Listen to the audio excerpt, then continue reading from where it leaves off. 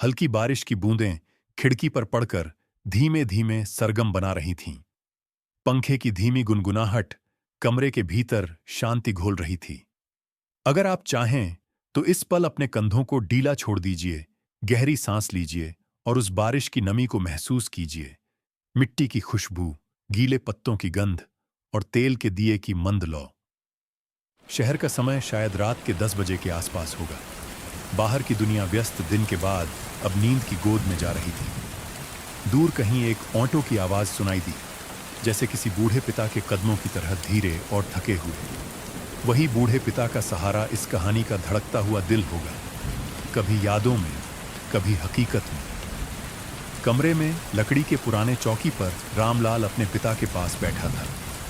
पिता की आंखों में उम्र की थकान थी, लेकिन हाथ अब भी मजबूत थे, जैसे हर कठिनाई में सहारा देने को तैयार।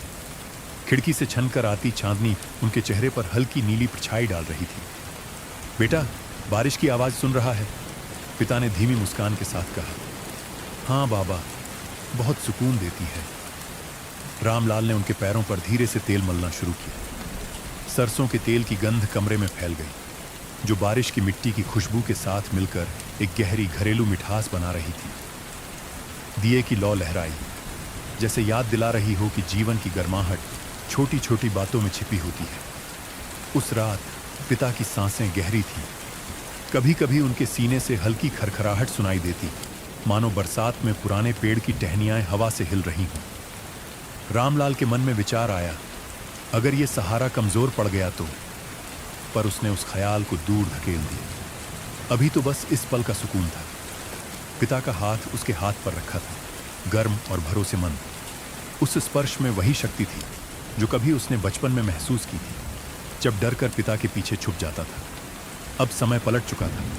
अब सहारा देने की बारी बेटे की थी। दूर से किसी ट्रेन की सीटी सुनाई दी, जैसे नींद बुला रही हो। दीवार पर टंगे पुराने घड़ी की टिक टिक नींद की लोरी सी लग रही थी। अगर आप चाहें तो अपनी आंखें थोड़ी देर के लिए बंद कीजिए, सांस की गहराई को महसूस कीजिए। शायद आपको भी वो बरसात की नमी छू रही होगी। शायद आप भी किसी पुराने सहारे को याद कर रहे हों। और इसी तरह हमारी कहानी शुरू होती है, बरसाती रात से, बूढ़े पिता के सहारे से, और उस सफर से जो धीरे धीरे आपको सपनों की दुनिया में ले जाएगा। बरसात की रात आगे बढ़ चुकी थी। खिड़की से आती बूंदों की आवाज अब हल्की गहरी लय में बदल चुकी थी, जैसे किसी बूढ़े गायक की धीमी आलाप। रामलाल ने धीरे से पिता के पैरों को ढंका और चौकी से उठ खड़ा हुआ। कमरे की दीवारों पर नमी की गंध उतर आई थी और दूर के आंगन से भीगी मिट्टी की खुशबू अंदर तक बह रही थी। आंगन पुराना था, ईंटों से बना, जिन पर जगह जगह काई जमी थी। बारिश की बूंदें टपक टपक कर जमीन पर छोटे तालाब बना रही थी। वहां रखी लोहे की बाल्टी में पानी की बूंदें गिरती तो टप टप की आवाज आती। यही आवाज बरसात की रात की थाप बन गई थी। रामलाल ने धीरे से दरवाजा खोला और बाहर निकल आया।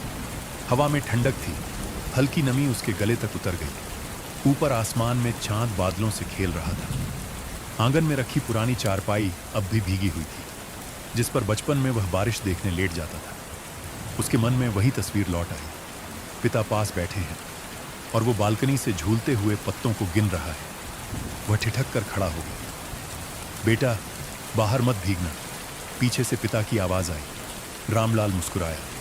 नहीं बाबा, बस मिट्टी की खुशबू लेने आया हूं। वह जानता था कि पिता को यह आंगन बहुत प्रिय था। यहीं उन्होंने उसे ऑटो चलाना सिखाया था। वही ऑटो जो अब गली में खड़ा था, पुराना लेकिन मजबूत। बारिश में उसके ऊपर से पानी बहकर नीचे आ रहा था।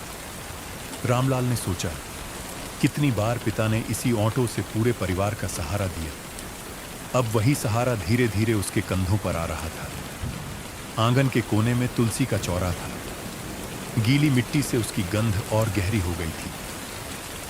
रामलाल ने तुलसी के पत्ते पर गिरी बारिश की बूंद को छू लिया, ठंडी, चिकनी और ताजा।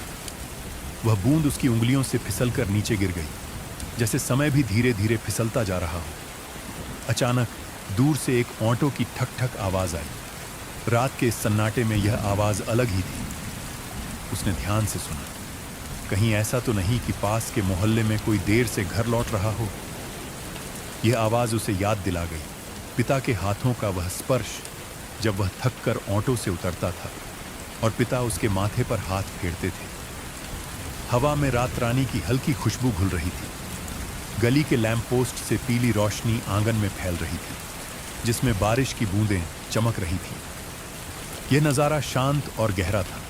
रामलाल ने खुद को याद दिलाया, अब मुझे ही पिता का सहारा बनना है। जैसे उन्होंने मुझे उठाया, वैसे ही मुझे अब उनके कदमों को संभालना है। उसके भीतर एक नर्म दृढ़ता जगी, लेकिन यह दृढ़ता भी शांति की तरह मुलायम थी। धीरे धीरे वह वापस कमरे में लौटा। पंखे की गुनगुनाहट फिर से सुनाई देने लगी। पिता की आंखें बंद थीं, पर चेहरा शांत था। शायद वे नींद में भी बारिश की थाप सुन रहे थे। अगर आप भी सुन रहे हैं तो थोड़ा गहरी सांस लीजिए, कंधे डीले कीजिए। कल्पना कीजिए कि आप भी किसी बरसाती आंगन में खड़े हैं, मिट्टी की गंध से घिरे हुए। धीरे धीरे नींद आपको भी छू लेगी। सुबह धीरे धीरे उतरी। बारिश थम चुकी थी, लेकिन हवा में नमी अब भी घुली थी।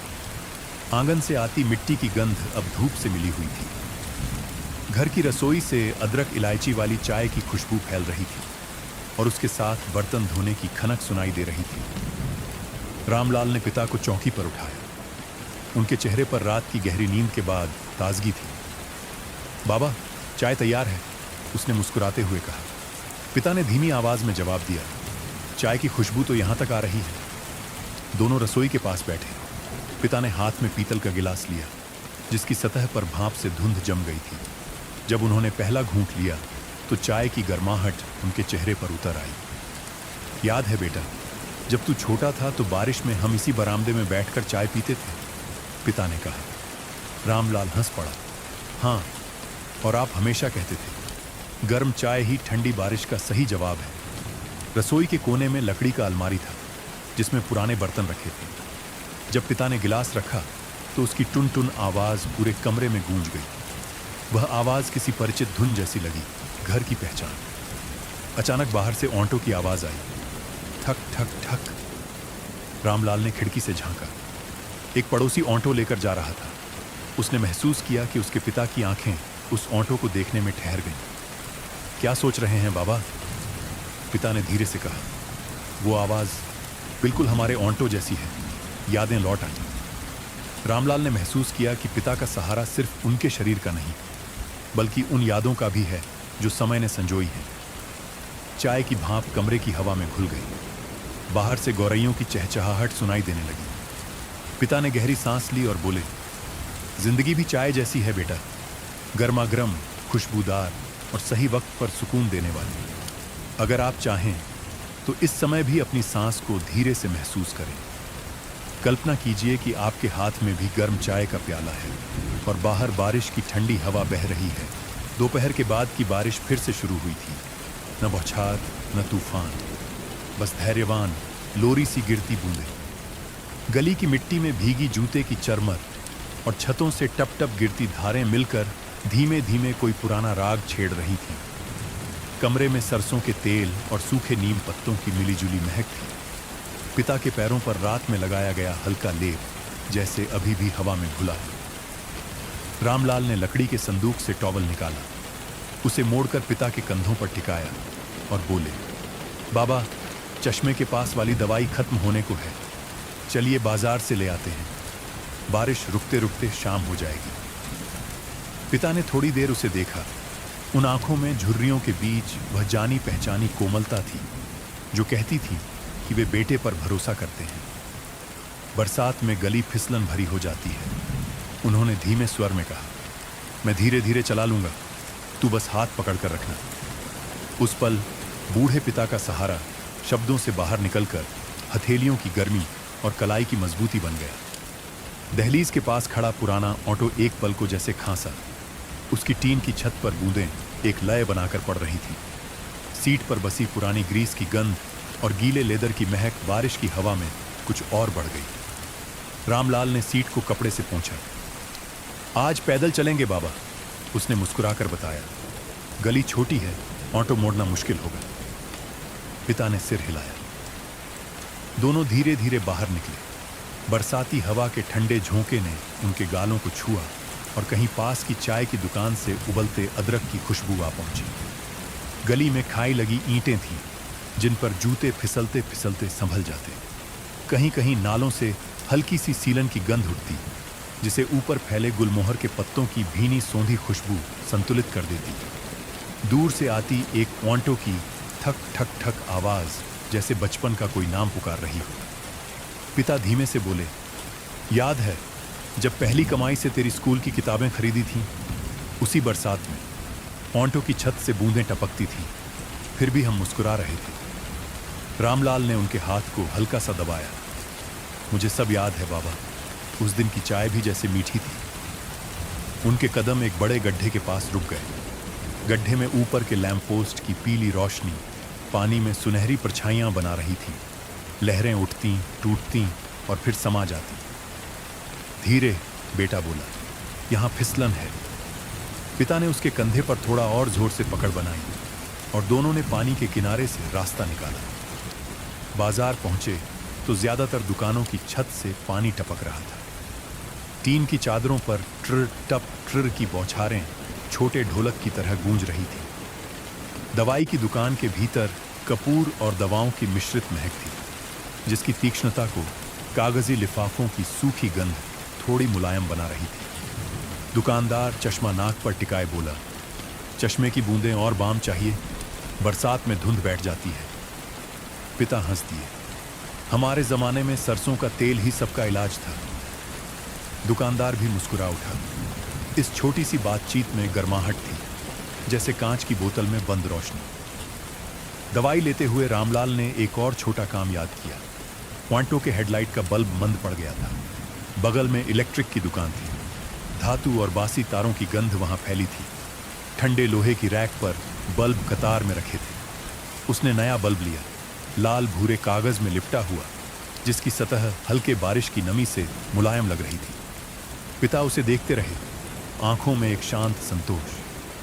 बेटा, अब धीरे धीरे हर छोटा सहारा बनता जा रहा है। वापसी में बारिश महीन बूंदों में बदल गई, जैसे कोई दूर की तान।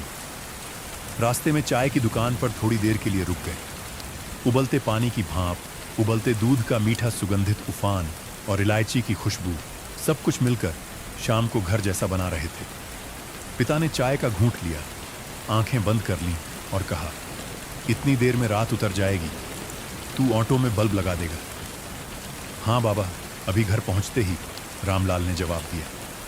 उसके शब्दों में थकान नहीं, बल्कि वह धीमी सी संतुलित ऊर्जा थी जो अपनेपन से आती है। घर लौटकर दहलीज पर पहुंचे।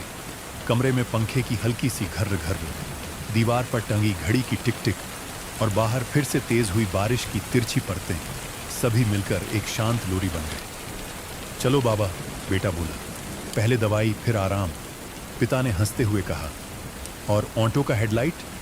वह भी, ताकि कल की सुबह साफ देखें। अगर आप सुन रहे हैं तो अपने कंधे एक बार फिर ढीले छोड़ दीजिए, सांस लंबी कीजिए, अपनी शहर की शाम को महसूस कीजिए। क्या वहां भी कहीं टीन की छत पर बारिश बज रही है?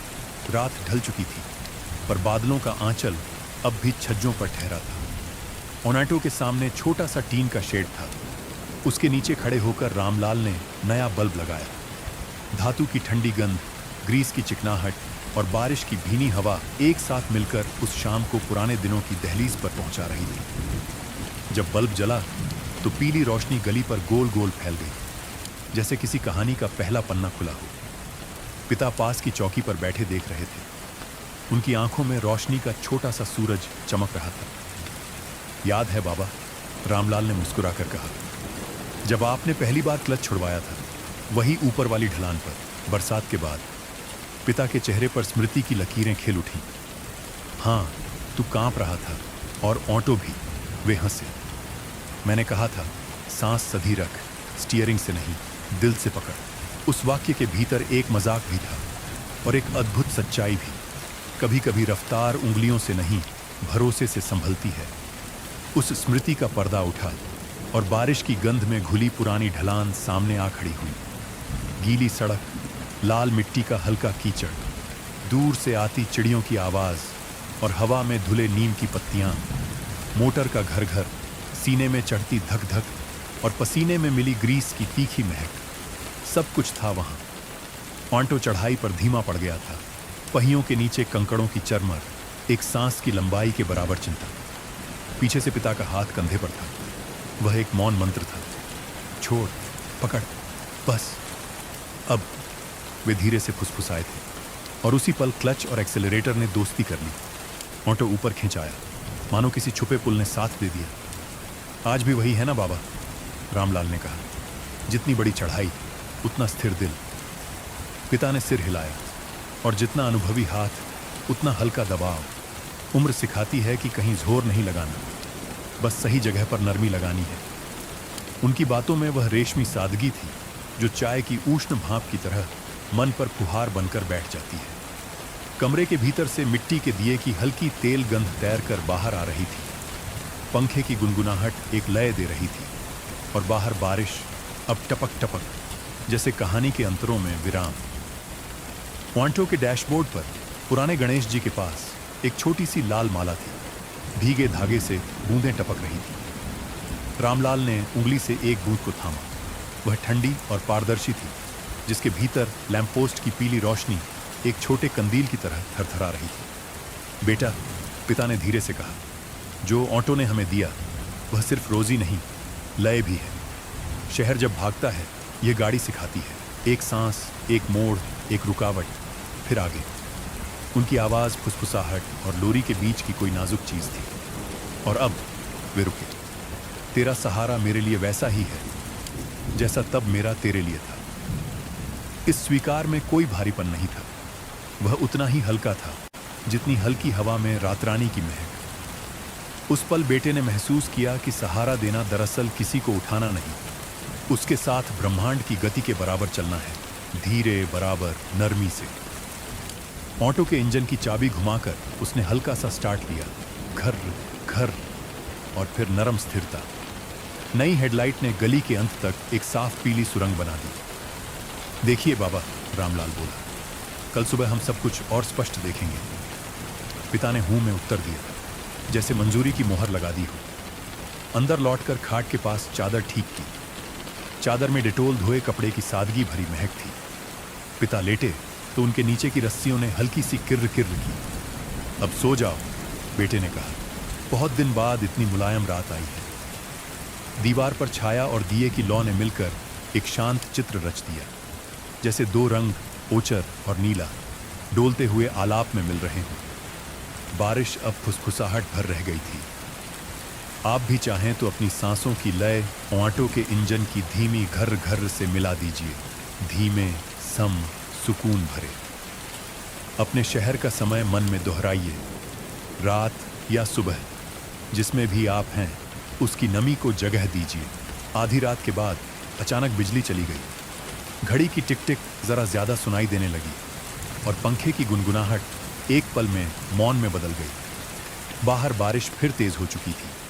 छज्जे से गिरती बौछारें टीन की बाल्टी पर पड़कर ट्र टप ट्र का ताल दे रही थी। कमरे में सीलन की शांत गंध घुल गई। भीगी दीवार, धोए कपड़ों की हल्की डिटोल सी महक, और कहीं दूर किसी के पकाते हुए खिचड़ी की भाप की याद सी। रामलाल ने कुप्पी लालटेन निकाली। मिट्टी तेल की तीखी, फिर भी घर की सी पहचान वाली गंध ने फौरन माहौल को गर्म कर दिया। लौ जली तो पीली ओखरी रोशनी दीवारों पर गोल गोल घूमती छायाएं उकेरने लगी, जैसे कोई धीमा चित्र नृत्य। पिता करवट लेकर उठे। बत्ती चली गई। उनकी आवाज में चिंता नहीं, बस सूचना की नरमी थी। हाँ बाबा, रामलाल ने कंबल हल्का सा खींचकर उनके कंधों पर टिकाया। कंबल का ऊनी स्पर्श, थोड़ी खुरदुराहट और शरीर की गर्मी, इन तीनों ने मिलकर मौसम की ठंडक से एक विनम्र संधि कर ली। आप पानी लेंगे? बेटा बोला। थोड़ा सा, वे मुस्कुराए। स्टील के गिलास पर लालटेन की लौ का प्रतिबिंब ऐसे तैर रहा था जैसे नदी पर चांद का टूटता सिक्का। बारिश की सुरीली रफ्तार के बीच पिता की कभी कभी आती हल्की खांसी सुनाई देती।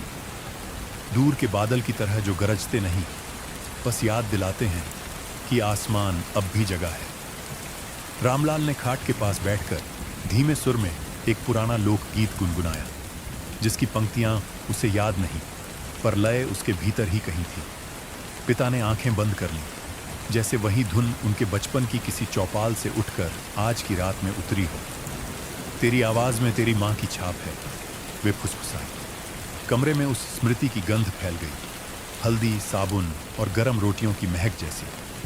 खिड़की पर कांच के पल्ले पर बारिश की बूंदें मिलकर धार बनाती, फिर अलग हो जाती। दृश्य उतना ही शांत था जितनी धीमी सांस। दूर गली में एक ऑटो गुजरा, उसका इंजन इस रात में भी शिष्टाचार से बोला, धीमा, थका हुआ सा, मानो रास्ते से कह रहा हो, मुझे भी घर जाना है। यह आवाज किसी घंटी की तरह थी, जो दोनों के भीतर बैठी रोजमर्रा की लय को छूकर फिर दूर चली गई। सुना बाबा? रामलाल ने धीमे से कहा। हाँ, वे मुस्कुराए। ऑटो की आवाज हमेशा बताती है, कोई ना कोई अपने घर के रास्ते पर है। धीरे धीरे कमरे की हवा भारी नींद की चादर बुनने लगी। लालटेन की लौ छोटी करके उसने कांच का ढक्कन थोड़ा खिसकाया। कांच पर धुंध बैठ गई, जिस पर पीले गोले बनते टूटते रहे। पिता की सांस अब गहरी और सम थी, लयबद्ध, जैसे तार पर खींची मध्यम तान। कंधे ढीले रखो बाबा, उसने बहुत धीमे कहा, ताकि सांस अपनी जगह पहुंचे। वह वाक्य हवा में घुली छोटी सी चिकित्सा थी, जो सिर्फ देखभाल की भाषा समझती है। कुछ देर बाद उसने खिड़की के पल्ले से जरा सा पर्दा हिलाया, ताकि बारिश की फुसफुसाहट ज्यादा साफ सुन सके। कमरे के एक कोने में अंधेरा उतना ही महत्वपूर्ण लग रहा था जितनी रोशनी, नकारात्मक स्पेस जो दिल को फैलने देता है। लकड़ी की मेज पर रखा कपड़े का रुमाल भीगती नमी को पी रहा था। रेशे रेशे में समय की कोमलता थी। रामलाल ने मन ही मन खुद से पूछा, आप किस शहर से सुन रहे हैं? अभी कितने बजे हैं? जैसे अपने श्रोताओं को भी इस दृश्य में बुलाकर कह रहा हो। अपने कंधे ढीले करें, सांस को लंबा होने दें और इस पीली नीली रोशनी के बीच किसी पुराने सहारे का स्पर्श महसूस करें। बाहर एक और ऑटो की दूर जाती ठक ठक, वह संकेत था कि बारिश के भीतर भी दुनिया धीरे चल रही है, पर चल रही है। और साहस कभी कभी बस इतना होता है कि हम रात के शांत सिरे को पकड़े रखें।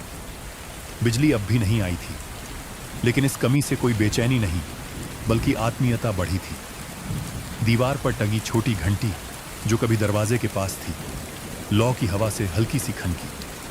पिता की करवट बदली, कंबल खसका और कमरे में कपड़े की हल्की ससराहट हुई। सन्नाटे के भीतर ये बारीकियां किसी दर्जी की बिनाई सी थी, संयमित, सुंदर और भरोसेमंद। आप भी चाहे तो इस वक्त अपना नाम मन में धीरे से लेकर सांस छोड़ें। जो भी चिंता हो उसे बारिश की धार पर रख दीजिए, वह खुद बह जाएगी। अपने समय, अपनी खिड़की, अपनी नींद, सबको इस पीली लौ में कुछ देर स्नान करने दें। बरसात के बाद की सुबह हमेशा अलग होती है। हवा साफ, पत्ते धुले हुए और मिट्टी की गंध ताजगी से भरी हुई। रामलाल ने खिड़की खोली तो ठंडी हवा ने कमरे में झोंका भरा।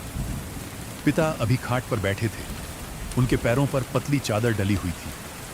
बाहर गौरैयों की चहचहाहट और दूर किसी सब्जी वाले की पुकार ने माहौल में जीवंतता घोल दी। बाबा, चलें थोड़ी टहलने?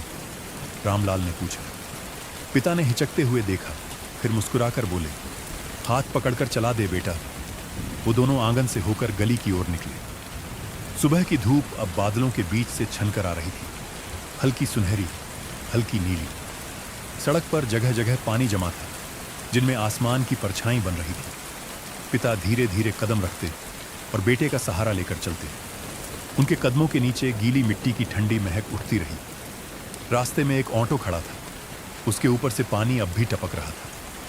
पिता की नजर उस पर टिक गई। उन्होंने कहा, जाने कितने साल इस आवाज के साथ गुजारे, ये ठक ठक अब भी कानों में लोरी जैसी लगती है। रामलाल ने हंसकर कहा, अब ये आवाज आपकी नींद की साथी है। दोनों एक मोड़ पर रुके। वहां से खेतों की हरियाली दिख रही थी, बारिश से और भी चमकदार। हवा में गीले धान की महक घुली हुई थी। दूर से बैलों की घंटियों की टुन टुन सुनाई दी। पिता ने गहरी सांस ली। याद है, तेरी माँ यहां से गुजरते हुए हमेशा कहती थी, हरियाली मन को भी हरा कर देती है। रामलाल ने उनकी कलाई कसकर थामी। हाँ बाबा, और अब आप भी मेरी यादों में यही हरियाली छोड़ रहे हैं। कुछ देर और टहलने के बाद वे वापस लौट आए। आंगन में तुलसी के चौरे के पास पानी से चमकती ईंटें धूप में सोने जैसी लग रही थी। पिता ने धीमे स्वर में कहा, जीवन भी ऐसा ही है बेटा। बरसात झाड़ देती है धूल और अगली सुबह सब कुछ नया कर देती है। अगर आप चाहें तो इस वक्त अपनी सांस को गहरा करिए, आंखें बंद करके सुबह की ठंडी हवा की कल्पना करिए। शायद आप भी उस हरियाली को महसूस कर पाएंगे। बरामदे की लकड़ी की चौकी पर पिता बैठे थे। हाथ में अखबार था, लेकिन आंखें ज्यादा देर उस पर नहीं टिकती। हवा में अब भी गीली मिट्टी की हल्की गंध थी और कोनों में जमी नमी से नीम पत्तों की तीखी खुशबू उठ रही थी। बरामदे की छत से कभी कभार पानी की बूंद टपकती और पीतल के लोटे पर गिरकर टुन की ध्वनि करती, जैसे कोई घंटी समय गिन रही हो। रामलाल पास बैठ गया। क्या पढ़ रहे हैं बाबा? पिता ने मुस्कुराकर कहा। पढ़ना कहाँ होता है अब, बस शब्दों में बीते जमाने की झलक देख लेता हूं। बरामदे के बाहर से गुजरते बच्चे कागज की नाव पानी में बहा रहे थे। उनका हंसना बरसात की लय में घुल गया। पिता ने उन्हें देखते हुए कहा, हम भी ऐसी नावें चलाते थे, मगर हमारे पास तब ऑटो नहीं था, बैलगाड़ी थी। धीरे धीरे सफर बदलता है, पर आनंद वहीं रहता है। रामलाल ने धीरे से पूछा, आपको ऑटो की सबसे प्यारी याद कौन सी है? पिता ने आंखें बंद की। कुछ पल बाद बोले, जब तेरी माँ को पहली बार अस्पताल ले गया था। तू जन्म लेने वाला था, बारिश थी और गाड़ी में पानी भर रहा था। फिर भी उस ऑटो ने हमें सही समय पर पहुंचा दिया। उनकी आवाज कांपी, पर मुस्कुराहट बरकरार रही। रामलाल ने सिर झुका लिया। उसने महसूस किया कि सहारा सिर्फ अब नहीं, बल्कि तब से है जब जीवन की पहली सांस आई। बरामदे में तेल के दिए की हल्की गंध और अखबार की स्याही की महक एक अजीब सी सुकून देती रही। बाहर से गुजरते ऑटो की धीमी घरघराहट इस माहौल में लोरी सी लगी। पिता ने अखबार मोड़ा और कहा, जिंदगी का सबसे बड़ा सुख यही है बेटा, किसी का सहारा होना। जब तू छोटा था तो मैं था, अब मैं तुझ पर हूं। अगर आप सुन रहे हैं तो कल्पना कीजिए, बरामदे में बैठकर अखबार पलट रहे हैं, बारिश की बूंदें आसपास गिर रही हैं और समय मानो ठहर गया है। रात फिर उतर आई। खिड़की पर बारिश की बूंदें रुक रुक कर गिर रही थी। कमरे में लालटेन की हल्की रोशनी थी और दीवार पर लहराती परछाइयां। पिता खाट पर लेटे हुए थे और रामलाल पास ही चौकी पर बैठा। पंखे की आवाज अब भी बंद थी, लेकिन खिड़की से आती ठंडी हवा ने उसे जरूरत भी नहीं रहने दी। पिता ने धीमी आवाज में कहा, तेरी माँ अक्सर कहती थी, बारिश में खिड़की खोल दो ताकि मन भी भीग सके। रामलाल ने मुस्कुराकर खिड़की और जरा खोल दी। बाहर से रातरानी की गंध अंदर भर आई।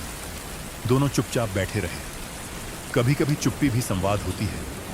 खिड़की के बाहर नीली चांदनी और पीली रोशनी मिलकर कमरे में एक नया रंग बना रही थी, अर्धरात्रि का शांति रंग। पिता ने कहा, बेटा, जब भी मन भारी हो खिड़की खोल लेना, हवा सब कुछ हल्का कर देती है। रामलाल ने सिर हिलाया।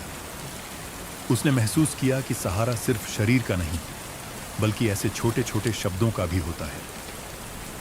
अगर आप चाहें तो इस समय अपनी खिड़की की ओर देखिए। शायद वहां भी कोई रोशनी हो, कोई परछाई हो और कोई पुरानी याद आपके साथ बैठी हो। सुबह की हल्की धूप बादलों के पार से छन कर आई। रात की बारिश ने गलियों को धुला धुला सा बना दिया था। हवा में भीगी मिट्टी की सुगंध थी, जिसमें चाय की दुकान से उठती अदरक की तीखी खुशबू मिल रही थी।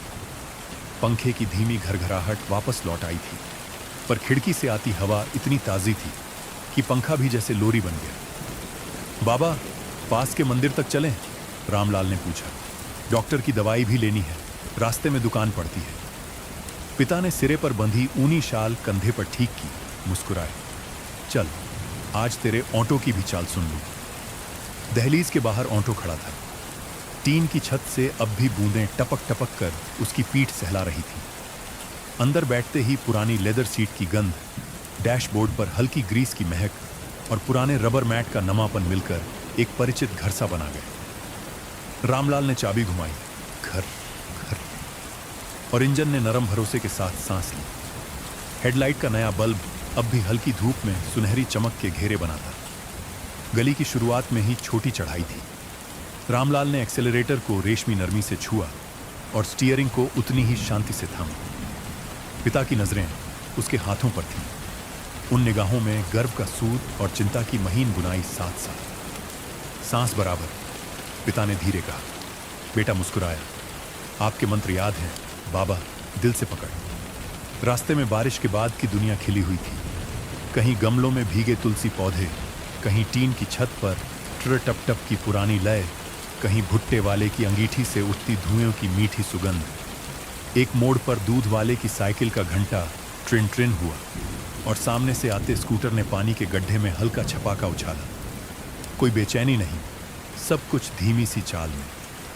मंदिर की सीढ़ियां गीली थी। खाई पर सावधानी से चलते हुए पिता ने बेटे की कलाई थाम ली।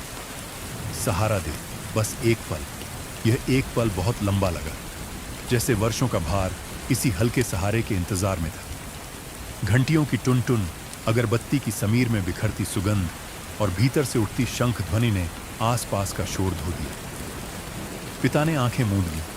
होठों पर एक शांत मंत्र, चेहरे पर पीली धूप की हल्की परत। मंदिर से निकलकर दवाई की दुकान पहुंचे। कांच की अलमारियों में बोतलों की कतारें, कपूर और स्प्रिट की तीखी गंध और रसीद की पतली कागजी सरसराहट। बूढ़े पिता के लिए आंख की बूंदें। रामलाल ने मुस्कान के साथ कहा। दुकानदार ने शीशी थमाते हुए पूछा, बारिश में सतर्क रहिएगा। पिता ने जवाब दिया, सहारे के साथ बारिश भी साथी बन जाती है। दोनों हल्के से हंसे, जैसे दो पुराने वाक्य एक ही अर्थ पर आ टिके हों। वापसी में ऑटो धीमी रफ्तार से गली में उतरा। हेडलाइट बंद, पर धूप की चमक गलियों पर धुले सोने की तरह थी। पिता ने सीट पर हथेली टिकाई। खुरदुरा किंतु भरोसेमंद स्पर्श। कभी कभी बेटा थामना ही चलना होता है, उन्होंने कहा। ऑटो ठक ठक की लोरी में घर के सामने आ रुका। अंदर लौटते ही रसोई से उबलते चावल की भाप और जीरे की तड़तड़ाहट की महक उठी। पंखे के नीचे बैठकर पिता ने दवाई ली। कमरे में दीवार घड़ी की टिक टिक और बाहर हल्की बेमन सी फुहार, सब मिलकर एक स्थिर सुकून रच रहे थे। अगर आप सुन रहे हों तो कंधे ढीले करें, सांस को लंबा करें। अपने शहर का समय बताइए मन में, कितने बजे हैं? शायद वही समय है जब भीतर की कोई पुरानी सीढ़ी भीग कर नए कदमों के लिए तैयार हो रही है। दोपहर ढलने लगी थी। आसमान पर धूसर बादल फिर उमड़ आए और हवा में जल जाती लकड़ी की हल्की सी गंध तैरने लगी। शायद किसी ने चूल्हे पर चाय चढ़ाई थी। सामने वाले पड़ोसी साहनी काका ने इशारा किया, रामलाल जरा देख तो, मेरी खिड़की का हिंग साफ नहीं घूम रहा। रामलाल औजार लेकर गया। पुरानी स्क्रू ड्राइवर, जिनकी धातु में मशीन तेल की गंध बसी थी, और कपड़ा जो बारिश में भीगकर अब हल्का सा नम था।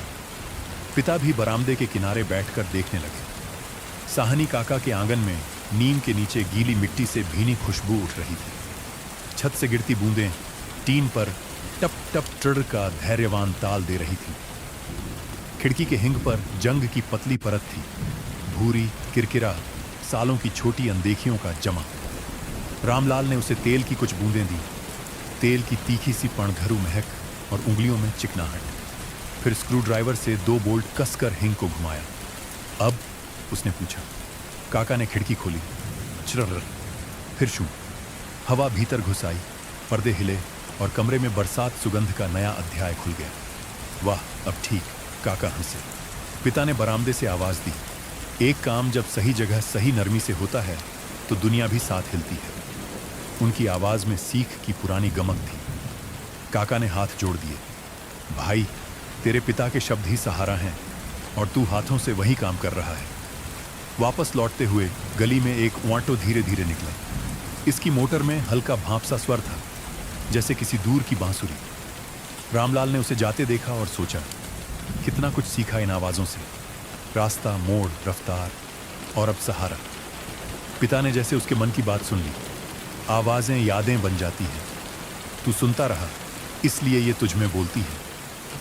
घर पहुंचे तो रसोई से तवे पर पड़ते घी की महक आई। चूल्हे की सिसकारी और रोटी के हल्के फूले किनारे देखकर पिता मुस्कुराए। आज भूख लगी है, उन्होंने कहा। रामलाल ने प्लेट सजाई। दही में भुने जीरे की खुशबू, अचार की तीखी सुगंध और रोटी की नरम गर्मी। खाने के बाद उसने पिता के कंधों की मालिश की। तेल की धीमी महक, उंगलियों का गोल गोल दबाव और बाहर बढ़ती बारिश, कमरा एक शांत चिकित्सा सा बन गया। आप भी चाहें तो अपनी गर्दन को हल्का सा घुमाकर कंधे ढीले करें। सांस की लय देखें, जैसे खिड़की का हिंग अब बिना रगड़ के घूमता है, वैसी ही आसानी से सांस भीतर बाहर आए जाए। और अगर मन पूछे आप किस शहर से सुन रहे हैं, अभी कितने बजे हैं, तो उस जवाब को बस धुंधला सा मुस्कुराने दीजिए। शाम का नीला पीला मिश्रित उजाला कमरे में बह रहा था। वांटो की सीट कवर पुरानी पड़ गई थी। धारियों पर रगड़ की महीन रेखाएं, किनारों पर उधड़े धागे और लेदर की सतह पर हल्की सी दरारें। बाबा, आज इसे टांक देता हूं, रामलाल ने कहा। पिता चौकी पर बैठ गए, आंखों में वही कोमल उत्सुकता, जैसे बचपन में वह पतंग की पूंछ बनाता था तो वे देखते हैं। सुई धागा निकालते ही कपास की हल्की गंध उभरी। चादरें, तकिए और पुराने फटे कुर्ते की मरम्मत की यादों से भरी। धागा मोम से रगड़ा, उंगलियों पर नर्म परत, जिसे छूकर लगा कि समय भी ऐसे ही संवरता है। दूर बारिश फिर घनी हुई, टीन पर ड्र टप ट्र की शांत लय। पंखे की गुनगुनाहट अब इस संगीत में खुशी से मिल रही थी। रामलाल ने सीट का किनारा उठाकर अंदर का फोम छुआ, नम पर लोच भरा, जैसे किसी पुरानी थकान में भी वापसी की ताकत छुपी हो। सुई ने लेदर को धीरे धीरे छेदा। टिक टक टिक, हर टांका किसी स्मृति की गांठ बना और हर गांठ में पिता के साथ बिताए बरसों की रेखाएं। पिता बोले, जब तू छोटा था तेरी माँ कपड़े के फटे हिस्से पर पैबंद लगाती थी, कहती थी जो बचा सकते हो उसे संवार लो, नया हो जाएगा। आज वैसा ही कर रहा हूं। रामलाल हंसा। उसकी उंगलियों का दबाव स्थिर, सांस बराबर और नजरें धागे की लय पर। बाहर से एक ऑटो गुजरा। उसकी ठक ठक कदम ताल ने जैसे सुई को और सही गति दे दी। पिता ने धीमे से कहा, आवाजें जो भीतर अटकती नहीं वे काम में बदल जाती हैं। कभी कभी सुई उंगली की त्वचा से छूकर निकलती, एक बेहद हल्का नोकदार स्पर्श।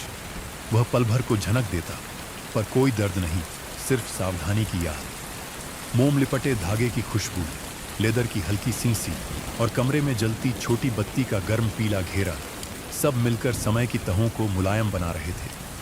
कुछ ही देर में सीट की धारियां फिर से एक हो गईं, सीधी, कसी और बद्ध। रामलाल ने हथेली से लेदर को थपथपाया। उसमें सुरक्षित नया सा स्पर्श था। पिता ने उंगलियों से टांकों की रेखा पर फेरा। अच्छा काम, सहारा यूं भी होता है, जो थक चुका था उसे फिर चलने योग्य बनाना। उनकी आंखों में वही दीर्घ शांत आभार था जो शब्दों से अधिक गहरा लगता है। रसोई से हिंग जीरा की महक आई, शायद दाल में तड़का लगा। बारिश ने अब फुहार का रूप ले लिया और खिड़की की जाली पर बूंदें मोतियों की माला सी अटकी दिखी। कल इसे लगाकर चलेंगे, रामलाल ने कहा। सुबह की सवारी नहीं, बस गली का एक चक्कर। आप साथ हों तो ऑटो का मन भी हल्का रहता है। पिता ने मुस्कुराकर हामी भरी। मन का ऑटो और ऑटो का मन, दोनों को सहारा चाहिए और तू दे रहा है। अगर आप भी सुन रहे हैं तो अपनी हथेलियों को अपने घुटनों पर रखकर एक पल को उनकी गर्मी महसूस करें। कल्पना कीजिए कि किसी पुरानी चीज पर आप नया पैबंद लगा रहे हैं, धीरे, धैर्य से, प्यार से। और सांस उतनी लंबी रखें जितनी एक सुई के आर पार होने में लगती है। आना, ठहरना, जाना। बरसात ने पूरे दिन आंगन को धोया था। जब सूरज ढलने लगा तो बादलों की परतें बैंगनी और सुनहरी रंगों में रंग गईं। हवा में गीली मिट्टी की गंध थी और साथ ही रसोई से उठती खिचड़ी की हल्की सी महक। बर्तन में पकती दाल और चावल की भाप बाहर तक फैल रही थी। रामलाल ने मिट्टी का चूल्हा जलाया था। लकड़ी की सीलन भरी गंध और जलती लकड़ी का धुआं कमरे में बसा हुआ था। पिता पास की चौकी पर बैठे और उस धुएं को ऐसे देख रहे थे जैसे उसमें पुरानी यादों की तस्वीरें हों। बाबा, आपको याद है? रामलाल ने पूछा। जब माँ बरसात की रातों में खिचड़ी बनाती थी? पिता मुस्कुराए। हाँ बेटा, वही स्वाद, हल्का नमक, ऊपर से घी की एक धार और अचार की खुशबू। बरसात में यही सबसे बड़ी दावत होती थी। बर्तन में खिचड़ी की सुर्र सुर्र आवाज किसी लोरी जैसी लग रही थी। लकड़ी की आंच लाल लाल चमक रही थी और उसके ऊपर रखे लोहे के बर्तन की सतह पर नमी की बूंदें चमक रही थीं। पिता ने गहरी सांस ली। जिंदगी भी ऐसी ही खिचड़ी है, जो कुछ मिलता है मिलाकर पकाओ, धैर्य से इंतजार करो और फिर सुकून से खाओ। रामलाल ने खिचड़ी पर तड़का लगाया। घी में जीरा और हरी मिर्च की तड़क और उसके साथ उठती महक ने कमरे को भर दिया। पिता ने मुस्कान के साथ कहा, यह खुशबू नींद लाती है। खाना परोसते हुए बेटे ने प्लेट पिता के हाथ में रखी। पीतल की प्लेट का स्पर्श ठंडा था, पर खिचड़ी की भाप से वह गर्म होने लगी। पिता ने पहला कौर लिया, आंखें बंद कर लीं। बिल्कुल वैसे ही, उन्होंने कहा, जैसे तेरी मां बनाती थी। बाहर बारिश की धीमी बौछार अब भी जारी थी। गली से किसी ऑटो की हल्की आवाज आई, ठक ठक, जैसे याद दिला रही हो कि जीवन का सफर कभी नहीं रुकता। अगर आप सुन रहे हैं तो कल्पना कीजिए कि आप भी मिट्टी के चूल्हे के पास बैठे हैं। धुएं की खुशबू, खिचड़ी की भाप और बरसात की आवाज सब मिलकर नींद के लिए एक गर्म घोंसला बना रहे हैं। अगली सुबह आसमान हल्का नीला था। रात की बारिश थम चुकी थी, लेकिन हवा में अब भी नमी की ठंडक थी। पिता ने कहा, आज ऑटो का चक्कर लगाते हैं। बहुत दिन हो गए सवारी का रास्ता देखे बिना। रामलाल ने सीट कवर लगाया। ताज़ा सिलाई चमक रही थी। धागे पर ओस की बूंद जैसी चमक थी। इंजन स्टार्ट करते ही घर्र घर्र की आवाज़ गली में गूंज गई। पिता सीट पर बैठे, हाथ से स्टीयरिंग को हल्के से छुआ। उनकी आंखों में चमक थी। अब भी वैसा ही लगता है जैसे पुराना दोस्त हो। गली से बाहर निकलते ही रास्ता चमकदार था। इधर उधर से लोग अपनी दुकानों के शटर उठा रहे थे। कहीं चाय की भाप उठ रही थी, कहीं गरम समोसे की खुशबू। हवा में इन सब की महक घुली हुई थी। पिता ने धीरे से कहा, बेटा, जब मैं ऑटो चलाता था तो हर गली, हर मोड़ से मेरी याद जुड़ी है। ये सिर्फ गाड़ी नहीं, मेरी डायरी है। रामलाल ने जवाब दिया, अब ये डायरी मैं लिखूंगा बाबा। हर सफर में आप मेरे साथ रहेंगे। रास्ते में एक छोटा लड़का स्कूल की यूनिफॉर्म में बैग लटकाए खड़ा था। उसने हाथ दिया। ऑटो वाले भैया, स्कूल तक? रामलाल ने ऑटो रोका। पिता ने मुस्कुराकर कहा, ले जा, किसी बच्चे की मदद करना सबसे मीठी सवारी है। लड़का पीछे बैठा और ऑटो धीरे धीरे आगे बढ़ा। इंजन की लय और सड़क पर टायर की चरमर दोनों मिलकर एक शांत संगीत बना रहे थे। बच्चे ने उतरते समय कहा, धन्यवाद भैया। रामलाल ने मुस्कुराकर जवाब दिया, सफर शुभ हो। पिता ने सिर हिलाकर कहा, याद रखना, हर छोटी सवारी भी बड़ी सीख होती है। जैसे सहारा छोटी पकड़ भी बड़ा भरोसा बन जाता है। अगर आप चाहें तो अपनी आंखें बंद करें। कल्पना कीजिए कि आप भी ऑटो की सीट पर बैठे हैं। हल्की हवा चेहरा छू रही है और इंजन की धीमी लय आपको सुकून से आगे ले जा रही है। शाम ढल चुकी थी। आसमान में बादल भारी थे और हल्की बूंदें खिड़की से भीतर आ रही थीं। कमरे में लालटेन की पीली रोशनी और बाहर की नीली चांदनी मिलकर एक शांत तस्वीर बना रही थी। रामलाल ने दवा की शीशी खोली। अल्कोहल की हल्की गंध कमरे में फैल गई। आंखों में बूंदें डालनी हैं बाबा, उसने धीरे से कहा। पिता ने आंखें बंद कर ली। जब पहली बूंद गिरी तो ठंडी लहर आंखों से होकर भीतर उतरी, जैसे बारिश की बूंद आत्मा तक उतर रही हो। पिता ने कहा। रामलाल ने उन्हें सहारा देकर लेटाया। उनके चेहरे पर सुकून उतर आया था। बेटा, तू मेरी आंखों की रोशनी बना हुआ है, उन्होंने धीमी आवाज में कहा। नहीं बाबा, रामलाल ने उत्तर दिया, आप ही मेरा रास्ता हैं। कमरे में सिर्फ पंखे की गुनगुनाहट और बाहर से आती बारिश की लय थी। पिता का हाथ बेटे के हाथ पर आ टिक गया। वह स्पर्श एक आशीर्वाद था, मौन लेकिन गहरा। अगर आप चाहें तो इस समय अपनी आंखें बंद कीजिए। कल्पना कीजिए कि ठंडी बूंद धीरे से आपकी पलकों पर गिर रही है और नींद आपको धीरे धीरे अपनी ओर खींच रही है। सुबह फिर बादलों की हल्की छतरी लिए आई। आंगन से भीगी मिट्टी की गंध उठ रही थी। कहीं पास के पेड़ की पत्तियां रात भर धुली रही हों, ऐसा लगता था। रसोई में उबलती चाय की भाप ने दालचीनी और अदरक की महक हवा में घोल दी। पिता ने खाट पर बैठकर हल्का सा खिंचाव किया। रस्सियों की किर्र गूंजी, जैसे पुराने स्वरपट पर कोई धीमा आलाप। बाबा, आज पड़ोस के मोहल्ले में राशन कार्ड के कागज जमा करने हैं, रामलाल बोला। सफर छोटा है पर रास्ता भींगा होगा। आप चलेंगे? पिता ने धीमी मुस्कुराहट के साथ सिर हिलाया।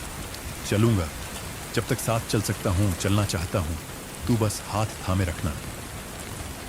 दहलीज के बाहर ऑटो तैयार खड़ा था। सीट पर कल की सिलाई चमक रही थी। मोम लिप्त धागे पर ओस की महीन परत जैसे किसी अदृश्य कढ़ाई का हिस्सा हो। इंजन ने घर के बाद एक स्थिर सांस ली। हेडलाइट बंद थी, पर सुबह की उजास गली की टेढ़ी मेढ़ी रेखाओं पर सुनहरा घेरा बनाकर बैठी थी। गली से बाहर आते ही सड़क पर छोटे छोटे गड्ढों में आसमान की परछाइयां हिल रही थी। कहीं से ताज़ा पकोड़ों की खुशबू आई, चना के घोल की गर्माहट, मिर्च की तीखी भाप। पिता ने खिड़की से बाहर देखते हुए कहा, जब पेट में गर्माहट पहुंचती है, मन भी संभल जाता है। वापसी में ले आएंगे, रामलाल ने हंसकर कहा। पहले कागज। राशन केंद्र तक पहुंचने में 5 गलियां और 2 चौक पड़े। हर मोड़ पर बारिश की धुलाई का निशान, दीवारों के प्लास्टर पर गीली लकीरें, बिजली के खंभों पर छड़ी का आई और दुकानों की टीन छतों से गिरी बूंदों के ट्र टप की मामूली लय। बीच बीच में ऑटो की ठक ठक इस लय से घुलकर चलती रही, जैसे कोई जानी पहचानी तंबूरा तान। केंद्र के बाहर भीड़ नहीं थी। बरामदे में धुली हवा बैठी थी। फर्श पर गिरे नीम पत्तों की तेज खुशबू स्पिरिट और कागज की स्याही की गंध में मिलकर एक अजीब सा दफ्तरिया सुकून बना रही थी। कतार में 2 लोग और खिड़की के उस पार क्लर्क फाइलें पलट रहा था। कागज की सरसर बरसात के संगीत का हिस्सा लगने लगी। रामलाल ने फॉर्म आगे बढ़ाया। पिता एक बेंच पर बैठ गए। बेंच की ठंडी लोहे की रॉड उनकी पीठ से लगी तो उन्होंने कंधे पर शाल खींच ली। ऊनी स्पर्श ने ठंडक से एक छोटी संधि कर ली। बेटा, पिता फुसफुसाए, जब तू कागज संभालता है, लगता है जैसे मेरी उम्र का कोई पन्ना तुम पलट रहे हो, सावधानी से। रामलाल ने हंसकर कहा, और हर पन्ने के कोने पर आपकी उंगलियों के निशान हैं बाबा। काम जल्दी हो गया। वापस लौटते समय फुहार फिर तेज हुई। सड़क पर अचानक एक जगह पानी कुछ गहरा मिला। ऑटो हल्का सा हिचका। टायर ने छपाक की पतली नोक उछाली। रामलाल ने स्टीयरिंग नरमी से साधा, एक्सेलरेटर को उतना ही दिया जितनी जरूरत थी। सांस बराबर।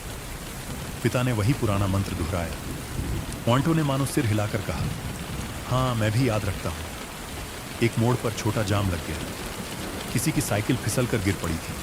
सौभाग्य से चोट नहीं आई। लोग खुद ही उठाकर खड़े हो गए। किसी ने सावधान कहा, किसी ने बस मुस्कुराकर हो गया। इस छोटे से व्यवधान में भी शहर का धीमा सा अपनापा था। पिता ने बुदबुदाकर कहा, देखा, सहारा कभी कभी भीड़ भी देती है एक दूसरे को। बस कोई आगे बढ़कर हाथ दे दे। घर लौटते लौटते बारिश फिर सूत सी पतली हो गई। दहलीज पर पहुंचकर इंजन बंद किया तो भीतर एक गहरी शांति उतर आई, जैसे कमरे की दीवारें भी कह रही हों, अच्छा हुआ, सब ठीक से हो गया। रसोई से अब धनिये की चटनी और गरम पकोड़ों की सुगंध आई। तवे पर तेल की धीमी सिस और चूल्हे के ऊपर उठता हरा धुआं जैसे किसी पुराने गीत का मुखड़ा। पिता ने पहला कौर लेते हुए कहा, गरम, कुरकुरा और ठीक नमक, ये तीनों मन को सीधा कर देते हैं। शाम तक थकान एक मुलायम चादर बन गई। पंखे की गुनगुनाहट फिर वही पुराना आलाप छेड़ चुकी थी। बाहर की दुनिया में नमी के साथ रात धीरे धीरे बाहें फैलाती चली आई। बाबा, कंधे ढीले, रामलाल ने याद दिलाया। सांस अपनी जगह पहुंचे। पिता ने आंखें मूंद ली और कमरे में दिए की लौ ने नींद का पहला पन्ना पलटा।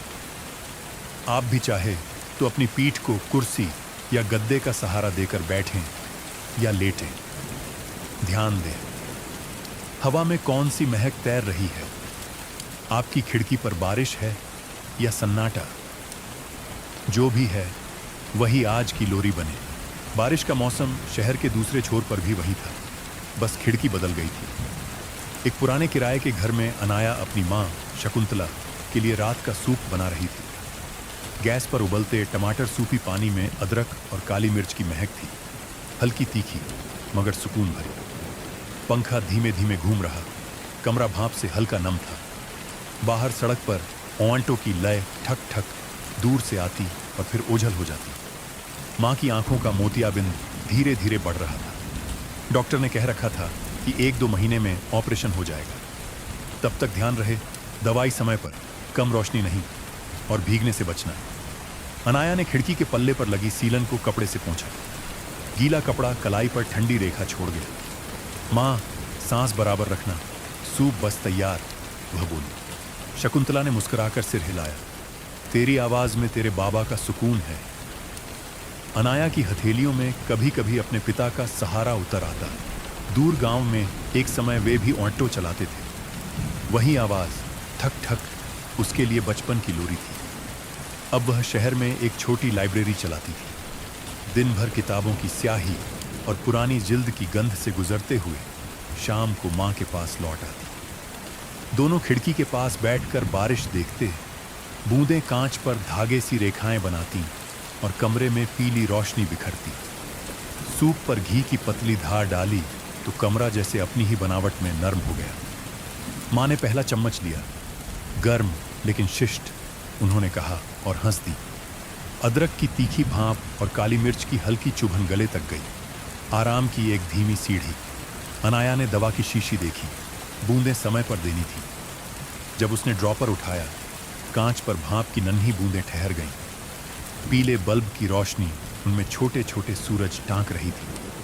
कल लाइब्रेरी में बच्चों की बरसाती कहानियों की दोपहर है, अनाया बोली। सोचा था तुम्हें भी ले चलूं, पर भीग जाओगी।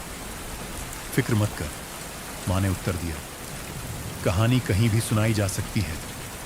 कभी कभी खिड़की सबसे बड़ी किताब होती है। देख, बाहर की दुनिया पन्ने पलट रही है। दूर गली में एक ऑटो रुका। उसके साए ने खिड़की पर नई लकीर बनाई, फिर धीरे से मिट गई। अनाया ने सोचा, सहारा, यह शब्द दो घरों में एक साथ सांस लेता है। कहीं बेटा पिता का हाथ पकड़े है, कहीं बेटी मां के सिरहाने बैठी है। सहारा की आवाज कभी ठक ठक है, कभी कागज की सरसर, कभी सूप की सुर्र सुर्र। मां ने कहा, तू थक गई होगी, कंधे ढीले कर, शाबाश। दबाव वहीं लगाती है जहां जरूरत हो, बाकी जगह नरमी छोड़। ये वाक्य जैसे समय के पार से आया, किसी गुरु मंत्र का आधुनिक रूप था। अनाया ने मुस्कुराकर खिड़की और जरा खोल दी। रातरानी की सुगंध और बारिश की ठंडी हवा कमरे में आ मिली। मां, उसने धीरे से पूछा, अगर कल बारिश कम हुई तो ऑटो से चलेंगे? लाइब्रेरी के बच्चों को तुम सुनाओगी, बूढ़े पिता का सहारा। सुनाऊंगी, मां ने कहा, क्योंकि सहारा एक रिश्ता नहीं, एक राग है, जो पीढ़ी दर पीढ़ी चलती धुन है। आप जो सुन रहे हैं, अपनी उंगलियों के पोर को हल्का सा झुकाकर देखें। कहाँ सबसे अधिक थकान है, वहां नरमी रखिए। सांस उतनी लंबी रखें जितनी एक चम्मच सूप भरने में लगती है। ठहराव, गर्माहट और फिर मीठा उतरना। तीसरे दिन की शाम। बारिश अब आराम से, धैर्य से गिर रही थी, मानो शहर को समझा रही हो कि जल्दी नहीं, सब कुछ समय का है। रामलाल ने ऑटो की सीट पर हाथ फेरा। कल का काम अब भी मजबूती से ठगा था। पिता बरामदे में बैठे थे। चाय के 2 मिट्टी कप से भाप उठ रही थी, इलायची की चुहलबाज खुशबू के साथ। आज लाइब्रेरी से फोन आया, रामलाल बोला। बरसाती कहानियों की दोपहर के लिए बच्चों को घर छोड़ना होगा, क्या हम मदद करें? पिता बोले, क्यों नहीं, सवारी जब कहानी की हो तब सड़क भी सुनती है। दूसरी ओर अनाया ने बच्चों की सूची बनाई। ऑटो से एक एक करके छोड़ेंगे, उसने मैसेज किया। उसे यह नहीं पता था कि जिस ऑटो की आवाज उसे सुकून देती है, वह आवाज आज उसे उसी राग के दूसरे हिस्से से मिलवाने वाली है। पहला चक्कर। गलियों में भीगे पीले लैंप पोस्ट की रोशनी, बूंदों का झरना और सीट पर बैठे 2 नन्हे बच्चे, उनके बैग से निकलती किताबों की कागजी महक जैसे ताजा छपे शब्द। कहानी कौन सी? रामलाल ने पूछा। बारिश वाली, दोनों ने साथ कहा। पिता ने पीछे से जोड़ा, और थोड़ी सी सहारे वाली। बच्चे हंसे। सहारा क्या? जब कोई हाथ पकड़े बिना झोर लगाए, पिता बोले, जैसे सड़क चढ़ाई पर कहती है, मैं तेरे साथ हूं। लाइब्रेरी पहुंचे तो भीतर गीली लकड़ी की अलमारियां, किताबों की जिल्द और फर्श पर बसी पोंछे की हल्की फिनाइल महक। सब कुछ मिलकर ऐसा लगा जैसे शब्दों ने एक बड़ा बरामदा बना दिया हो। अनाया दरवाजे पर खड़ी थी। आंखों के नीचे हल्की थकान थी, पर मुस्कुराहट थमी नहीं। उसने धन्यवाद कहा तो आवाज में वह मिठास थी जो सूप की आखिरी चुस्की में मिलती है। पिता ने ध्यान से उसे देखा। बेटी, खिड़की थोड़ा खुला रख, बारिश भीतर आती रहे, उन्होंने सहज स्नेह से कहा। अनाया को लगा यह किसी पुराने परिचित का वाक्य है, कहीं सुना हुआ, शायद मां के मुंह से। दूसरा चक्कर। रास्ते में एक जगह पानी जमा था। रामलाल ने धीमी चाल चुनी, सांस बराबर। पिता का मंत्र फुसफुसाहट में उभरा। अब तो वह ऑटो का भी मंत्र बन चुका था। अनाया बच्चों को अंदर बैठाती, सूखे तौलियों से सिर पोंछती, नींबू लिंट सी खुशबू उठती। मां फोन पर बोली, बरसाती कहानियां हो रही? हाँ, अनाया हंसी। और सड़क भी सुन रही है। तीसरा और अंतिम चक्कर। भीड़ कम, बारिश महीन। सब बच्चों को पहुंचाने के बाद जब वे लौटने लगे, रामलाल ने पूछा, कुछ और मदद? अनाया बोली, बस अगर लौटते में दवाई की दुकान से यह शीशी मिल जाए। उसने सूची बढ़ाई। उसी ब्रांड की बूंदें जो पिता की आंखों में भी पड़ती थी। क्षण भर को तीनों ने मुस्कुराकर एक अनकही सेतु देख लिया। दूर दूर के घर, एक जैसी बोतलें, एक जैसी लोरियां। वापसी में रसोई की खिड़कियों से पकते चावल की भाप, कहीं नारियल तेल की हल्की गंध, कहीं भुट्टे की अंगीठी का धुआं। हवा में इन सब का राग था, शहर की विशुद्ध शाम। घर पहुंचकर पिता ने कहा, सहारा हमेशा रिश्ता नहीं पूछता, कभी वह सिर्फ रास्ता पूछता है। रामलाल ने उनकी बात अपने भीतर उतार ली। शब्द जैसे गर्म कंबल हों जो सबसे पहले कंधों पर रखे जाते हैं। यदि आप सुन रहे हैं, अपनी सांस को उसी तरह लंबा करें जैसे सड़क की एक धीमी सीधी, ना जल्दी ना रुकावट। अपने शहर का समय मन में बोलिए। शायद आज कोई नई कहानी भी चुपचाप आपकी खिड़की तक पहुंची है। बारिश में भीगी, हल्की और सहारे की उन छोटी रेखाओं से सिल दी हुई। बरसात की शाम थी। आंगन में छोटे छोटे गड्ढों में पानी जमा था और उनमें आसमान की धुंधली परछाई चमक रही थी। बच्चों की टोली गली में कागज की नावें बहा रही थी। सफेद कागज गीला होकर किनारों से हल्का सा झुक गया था, पर नावें अब भी तैर रही थीं।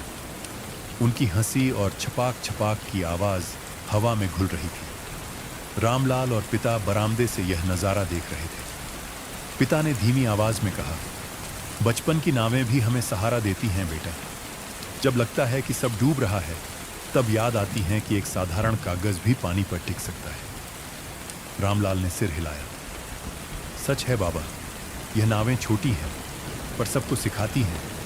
थोड़ा संतुलन, थोड़ा भरोसा और पानी भी साथी बन जाता है। बरामदे में दिए की लौ हिल रही थी। उसकी पीली रोशनी बच्चों के चेहरों पर पड़ रही थी। गुलाबी गाल, भीगे बाल और आंखों में चमक। मिट्टी की भीनी गंध और गीले कागज की स्याही की हल्की महक ने उस पल को और भी गहरा कर दिया। एक बच्चा नाव को धीरे से धक्का देकर बोला, देखो, यह सबसे दूर जाएगी। पिता मुस्कुराए। हर नाव को सहारा चाहिए, चाहे वह धक्का हो या हवा की फुहार। अगर आप सुन रहे हैं तो कल्पना कीजिए कि आपके हाथ में भी एक छोटी कागजी नाव है। आप उसे धीरे से पानी पर रखते हैं और देखते हैं कि कैसे वह बहती जाती है। वही बहाव नींद की ओर भी ले जाता है, धीमा, शांत, भरोसेमंद। अगली सुबह हल्की धूप थी, हवा ठंडी और साफ, पर पिता की आंखों में थोड़ी लालिमा थी। आज दवाखाने चलेंगे, रामलाल ने कहा। ऑटो धीरे धीरे सड़क पर उतरा। इंजन की ठक ठक लय और सड़क पर जमा पानी की चमक दोनों ने सफर को लोरी सा बना दिया। दवाखाने में कपूर और दवाई की गंध फैली हुई थी। लकड़ी की बेंच पर बैठे मरीज धीरे धीरे बातचीत कर रहे थे। खिड़की से आती धूप और दवाई की शीशियों पर पड़कर चमकती। पिता ने कहा, धैर्य भी दवा है बेटा। इंतजार लंबा था।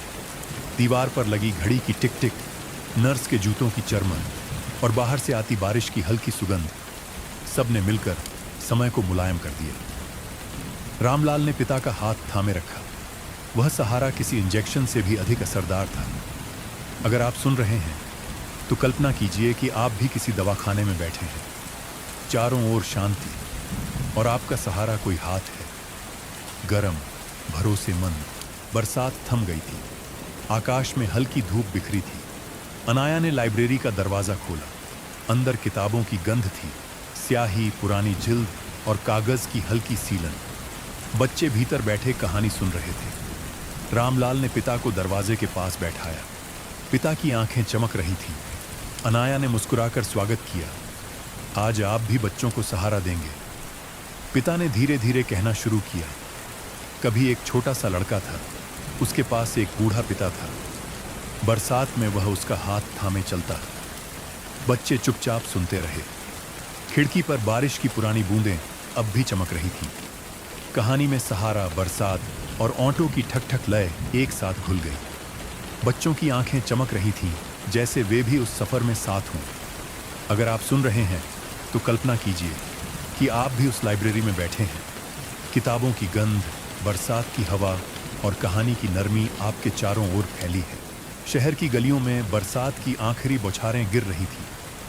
सड़क पर जगह जगह छोटे छोटे गड्ढे अब भी चमक रहे थे।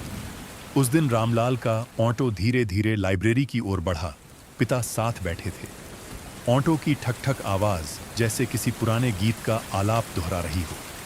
लाइब्रेरी के दरवाजे पर अनाया इंतजार कर रही थी। उसके पास माँ भी थी, शॉल ओढ़े, आंखों में हल्की धुंध पर, चेहरे पर वही शांति। पिता ने उन्हें देखकर मुस्कान बिखेरी। अरे, ये तो बरसात की कहानियों की नई साथी है, अनाया ने कहा। बाबा, बच्चों ने आपकी बातें सुनकर घर पर भी कहानी सुनाने की जिद की थी। पिता ने उत्तर दिया, कहानी की राह वैसे ही होती है जैसे बारिश की धारा, जहां सहारा मिलता है वहीं ठहर जाती है। लाइब्रेरी के भीतर बच्चों की खिलखिलाहट, किताबों की स्याही की गंध और खिड़की पर टिकती बरसात की बूंदों का संगीत, सब कुछ एक साथ बह रहा था। दोनों परिवार एक ही जगह आ गए थे, जैसे दो अलग अलग धाराएं मिलकर संगम बनाती हैं। रामलाल ने धीरे से अनाया से कहा, सहारा शायद यही है, जब दो कहानियां एक दूसरे का सहारा बन जाए। अगर आप सुन रहे हैं तो अपनी सांस पर ध्यान दें। कल्पना कीजिए कि आपकी कहानी भी किसी दूसरी कहानी से मिल रही है। दोनों मिलकर एक नया रास्ता बना रही हैं। लाइब्रेरी में सब इकट्ठे थे। बच्चे जमीन पर बैठे, किताबें उनकी गोद में खुली थीं। अनाया माँ के पास बैठी थी और रामलाल अपने पिता के। कमरे में लालटेन की रोशनी, खिड़की से आती चांदनी और पन्नों की सरसराहट का संगीत गूंज रहा था। पिता ने कहानी शुरू की। एक बूढ़ा पिता था जिसका सहारा उसका बेटा था। वह उसे बारिश में भी थामे चलता। अनाया की माँ ने धीरे से जोड़ा। और एक बूढ़ी माँ थी जिसका सहारा उसकी बेटी थी। वह उसके लिए सूप बनाती, खिड़की खोलती और बरसात की बूंदों को भीतर आने देती। बच्चों की आंखों में चमक भर आई। दो कहानियां एक दूसरे को पूरा कर रही थी। बाहर बरसात की बूंदें जैसे तालियां बजा रही हों। रामलाल ने फुसफुसाकर कहा, कभी लगता है कि ऑटो की ठक ठक भी कहानी कहती है। अनाया मुस्कुराई। हाँ, जैसे हर रास्ता कहता है, तुम अकेले नहीं हो। अगर आप सुन रहे हैं तो एक पल को आंखें बंद करें। सोचिए, कौन सा सहारा आपकी कहानी में है? पिता का, माँ का या किसी और का? वही सहारा आपकी नींद का तकिया भी है। रात गहरी हो चुकी थी। सब अपने अपने घर लौट चुके थे। कमरे में सिर्फ दिए की लौ हिल रही थी और बाहर बारिश की बहुत हल्की बूंदें पड़ रही थीं। पिता खाट पर लेटे थे, माँ सिरहाने बैठी थी और बच्चे अब भी कहानी की गूंज में थे। रामलाल ने पिता का हाथ थामा, अनाया ने माँ का। दोनों ने एक दूसरे को देखा और मुस्कुराए, मानो दोनों घरों का संगम अब एक ही कथा बन चुका था। पिता ने आंखें मूंद ली, बोले, सहारा वही है जो रात को नींद बना दे। माँ ने जोड़ा, और नींद वही है जो सहारे को सपना बना दे। कमरे में पंखे की धीमी गुनगुनाहट, बारिश की टप-टप और बच्चों की हल्की सांसों का संगीत मिलकर लोरी बन गया। अगर आप सुन रहे हैं तो अपनी आंखें बंद करें, कंधे डीले करें, सांस लंबी लें और सो जाने दें खुद को। जैसे बूढ़े पिता, जैसे बूढ़ी माँ, जैसे उनकी कहानियों का सहारा।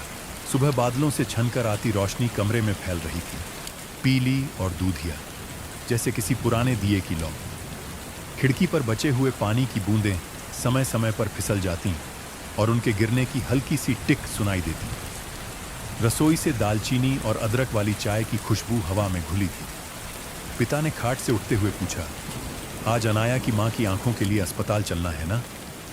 रामलाल ने मुस्कुराकर सिर हिलाया। हाँ बाबा, रास्ता नर्म है, बारिश कम है, वांटो भी हल्का सा खुश है आज। दहलीज के बाहर आते ही भीगी मिट्टी की महक एकदम से भर आई। ऑटो की नई सिली सीट पर हाथ फिराते हुए रामलाल ने सोचा, कितनी बार इस सीट ने थकान सोख ली है। वह स्टीयरिंग के पास लटका लाल धागा सीधा करता है, बारिश से गीला पर दृढ़। पिता और अनाया की मां पीछे बैठते हैं। अनाया बगल की सीट पर। तीनों का ख्याल एक ही लय, इंजन घर्र घर्र करके स्थिर सांस में आ जाता है। गली के उस पार से ठक ठक की परिचित चाल उठती है। अब यह आवाज कहानी की धड़कन सी लगती है। सड़क पर जमा पानी में आसमान की हल्की छवियां हिल रही हैं। आंगन की सीम से धान की पत्तियां झुककर सेस सेस की सरसराहट सुनाती है। नम हवा में नीम पत्तों की तेज महक मिल जाती है। मोड़ पर आते हुए रामलाल एक्सेलरेटर को उतनी ही नरमी से छूता है जितनी नरमी से कोई कंबल कंधों पर रखा जाए। सांस बराबर। पिता की फुसफुसाहट आती है। वह मंत्र अब कमरे से सड़क तक और सड़क से दिल तक फैल चुका है। अस्पताल के बरामदे में फर्श धोया हुआ है। फिनाइल की साफ गंध, शीशे के कांच पर ठहरी धुंध और भीतर से आती रजिस्ट्रेशन की सरसर। अनाया फॉर्म भरती है। पिता बेंच पर मां के पास बैठते हैं।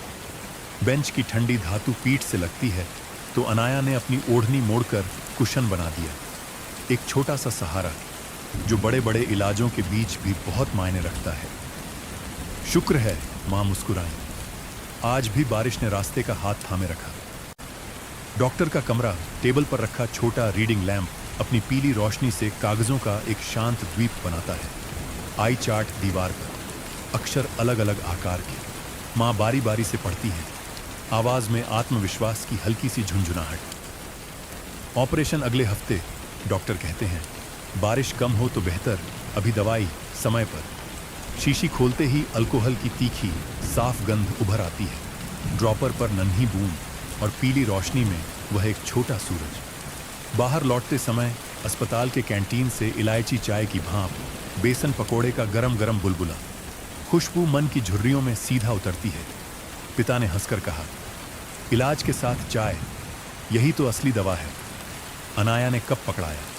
उसकी उंगलियों का स्पर्श गर्म कप से भी ज्यादा भरोसेमंद लगा।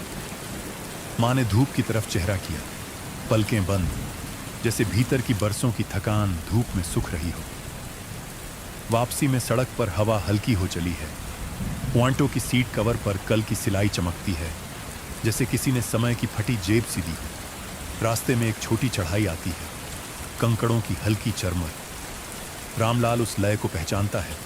एक्सेलरेटर, क्लच और सांस एक ही राग में। दिल से पकड़। पिता की पुरानी हंसी उस राग में सुर जोड़ती है।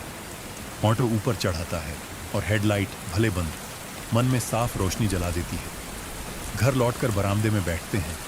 आंगन में तुलसी के पत्ते धुले हुए चमकते हैं। मिट्टी की सौंधी खुशबू और चाय की मिठास मिलकर शाम का दरबार सजाते हैं। सहारा, मां धीरे से कहती है, शायद यही है, जब सड़क आंखों को डराती है तो कोई हाथ कान कहता है, देख मैं तेरे साथ हूं। पिता सिर हिलाते हैं। उनकी आंखों में थकान नहीं, एक धीमा गर्व है। अनाया और रामलाल एक दूसरे को नजर से धन्यवाद कहते हैं। ऐसे धन्यवाद जो बोला नहीं जाता, बस सांसों में दर्ज हो जाता है। अगर आप सुन रहे हैं, कंधे थोड़ा ढीले कर लें। अपनी सांस को उस रीडिंग लैंप की रोशनी की तरह धीमे धीमे फैलता महसूस करें। जिस भी चीज की मरम्मत चाहिए, विश्वास, धैर्य, नींद, उस पर मन का मोम लिपटा धागा रखिए, टांका टांका जोड़िए। बरसात के बाद की दुनिया की तरह आप भी नए दिखेंगे।